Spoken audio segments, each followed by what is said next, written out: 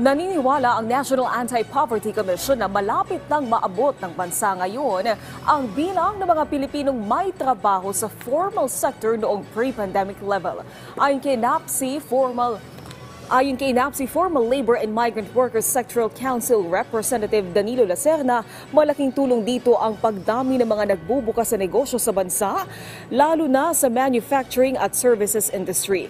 Naniniwala naman si Lacerna na pagbaba ng unemployment rate noong Disyembre ay dahil lang tumaas ang demand sa seasonal workers, kaya kailangan pa rin magpatuloy sa pagsasanay ng mga manggagawa lalo na sa renewable energy at construction dahil ito ang industriyang maaaring magpataas ng employment ng formal workers. Samantala, ikinatuwa naman ni Lacerna ang panukala sa Senado na pataasin ang sahod ng minimum wage earners ng ₱100. Gayon din ang utos ng Labor Department na ibigay ng 100% ang mga service charge at tip sa mga empleyado sa service industry.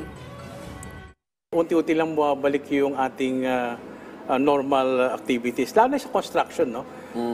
Yes, oo. Daming construction left and marami right. na tayong construction ngayon, mga infrastructures, mga highways. Lumabas lang tayo dito sa Metro Manila. Marami na rin tayo nakikita mga infrastruktura na ginagawa ngayon. Yeah, pahirapan daw sir ang paghahanap ng skilled workers ngayon. Yes, kaya nga yung ating panukala ay palakasin pa yung ating Technical Education Skills Development Authority